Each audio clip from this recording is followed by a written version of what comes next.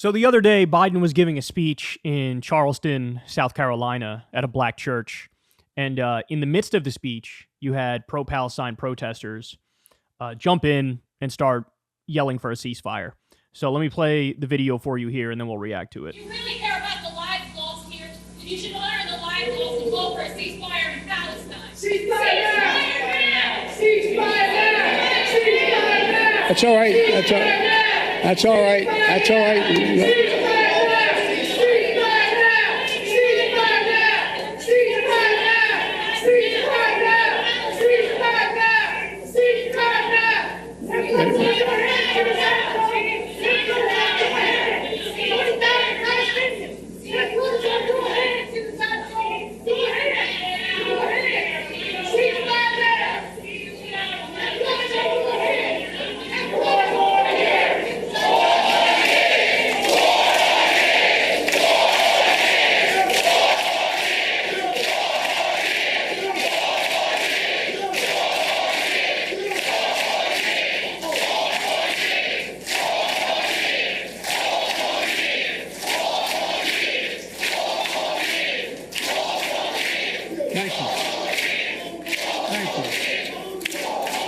Thank you.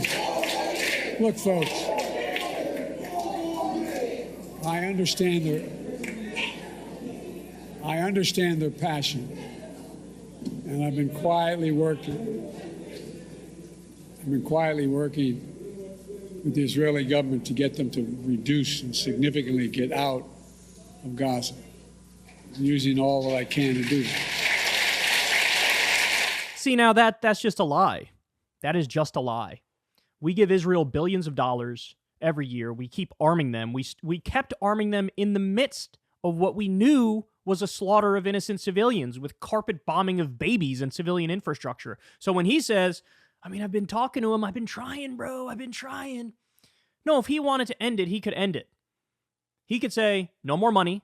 He could say, no more weapons. He could say, we're going to allow a condemnation through at the UN of you and your actions. He could say, we're gonna sign on to the genocide case at the International Court of Justice. Of course he could stop. Of course he could stop it. He absolutely could stop it. All this well, we're trying to get them to be nicer. We're trying to get them to bomb more humanitarianly. Guys, understand something. This is not a close call. This is not a 50-50. Well, I don't know. I see some arguments on this side and some arguments on that side. North Gaza has been wiped off the map. It no longer exists. 1.9 million out of the 2.3 million people in Gaza are displaced. They're displaced. You have 28,000 dead civilians, 12,000 dead children, people still lying under the rubble right now, slowly dying. They've had to perform amputations on children with no anesthesia. Why? Because there's a total siege. Biden, if he wanted to, could say, you're ending the siege right this moment and you're allowing in every single aid truck. We just talked about the aid truck scam the other day, where the Israelis inspect the aid trucks. They make all the goods get taken off the aid truck. They look through it. And if there's one thing on the truck that they don't approve of, they just turn the truck around. And so, for example, one of the things in the trucks is tents. Why? Because the buildings have been destroyed in Gaza. People need to sleep somewhere. They look at the tents and they go, well, there's a pipe here. This could theoretically be used for some sort of a bomb or projectile or missile. So turn the truck around. You're not allowed in. So all that food, all that water, all that medicine, won't allow it in. So it's a scam. They only have the border open 8 hours a day. This is a 24-hour-a-day operation. They are purposefully starving the people of Gaza. They are in the midst of committing a literal genocide. And so when he says, I'm doing everything I can, that is a lie. That is a lie. That's not, it's a misstatement, or he thinks he's doing all he can, but he's not. No, he knows that is an outright lie. All right, now, let's get a little deeper on this thing. When you have these people calling for a ceasefire, and the immediate reaction is to back Biden and start chanting 4 more years, do you have any idea how morally depraved that looks? Do you have any idea how depraved that looks? 28,000 dead civilians. Woo! 4 more years, yes! 4 more years, yes! This is blind partisan bullshit. Now, by the way, what arguments are people using to try to swat this aside? You're going to love this. So this church was a famous black church which was, I believe, where the Dylan Roof massacre may have happened. There was like a terrible massacre in this church.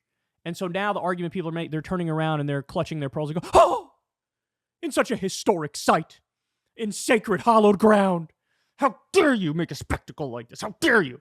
Decorum, civility, you must abide by it. Nobody can honor the memory of the lost in this church better than those people who are trying to say, don't you dare kill another kid in Gaza. Don't you dare kill another kid in Gaza. By the way, something came out after this. Apparently, some of the other people who were going to chant for a ceasefire, they were noticed by, church security or whoever. And, oh, no, these people are pro-Palestine activists. Don't allow them in. So they kicked out a bunch of pro-Palestine activists who they thought might cause some trouble. And I guess the ones who ended up doing the chant were the few who were able to get past security and actually get in there. I can't imagine anything that honors the memory better of the people that were lost in this church than these people saying, ceasefire now. Again, I'm going to bring this point up again because I find it overwhelming personally that I naively believe, despite all of our political differences, that there were some very basic things that we all agree to. Like, for example, ethnic cleansing and genocide being bad and wrong. And being able to clearly recognize one when it's happening. I was wrong on both of those things. People cannot obviously see one when it's happening, even if it slaps you across the face and it's clear as day. And even if some people acknowledge it, some people are just like, I agree with this. I support this. And here we have a Democratic president who, by the way, is blowing his chances at re-election. Why? How? To prop up a theocracy, ethno-state, far-right, fascist, thug regime gangster like Netanyahu in order to allow him to continue to kill civilians with our money and our weapons.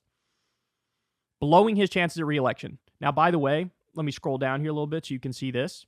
The disruption of Biden's speech comes a few hours after New York City activists shut down the Holland Tunnel and 3 major Manhattan bridges.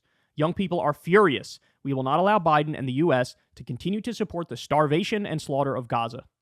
Now, look, normally, I'm very particular and perfectionist in the sorts of protests I support. So the ideal scenario, in my opinion, is to directly target the people who are responsible for making the decisions. Make their lives uncomfortable. Make their lives difficult. The other thing that I think is the best possible idea is what a lot of these protesters already did, which is block a lot of the weapons shipments from going to Israel. You had many instances of these people like literally trying to make it so the ships can't leave. I think that's brilliant. I think that's spot on. I would go after the politicians who are facilitating this. I'd go after the military-industrial complex, and I do stuff like that. Those are the best ways to protest.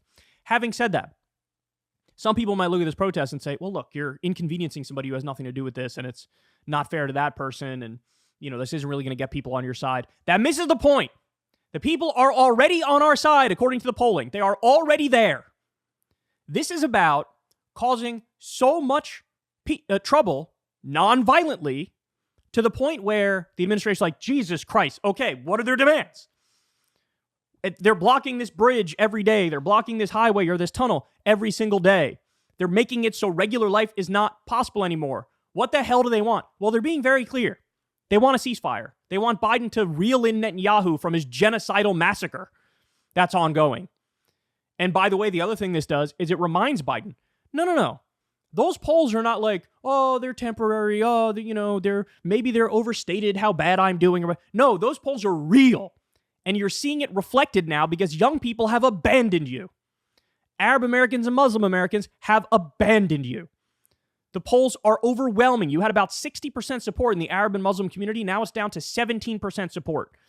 Trump is beating you by 4 points among young people. You're supposed to win young people by like 40 points.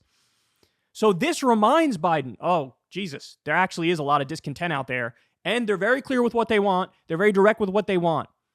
And by the way, when you compare minorly inconveniencing somebody versus children being carpet bombed and 28,000 civilians being killed, including 12,000 children, I think I'm okay with the minor inconvenience, even if it was me who was blocked from a particular highway or tunnel or whatever. So, look, credit to these people. And the insistence on the pearl-clutching politics, the decorum civility humpers, I can't think of anything less civil. I can't think of anything with less decorum than carpet-bombing babies. So, look, I'll finish with this point. If you have more anger and more ire at these protesters who are actually trying to stop the massacre of civilians than you do for the people bombing and massacring civilians, I don't know what to tell you other than your moral meter is broken. Perhaps, in a way that can't be changed or rehabilitated. Because it seems like a very simple, straightforward, direct moral analysis. But, unfortunately, not everybody's thinking as clearly as they should be these days. Hey, y'all, do me a favor and like and subscribe. It helps out big time in the algorithm. Click the bell as well for notifications when videos drop. And watch that video on screen right now. You know you want to.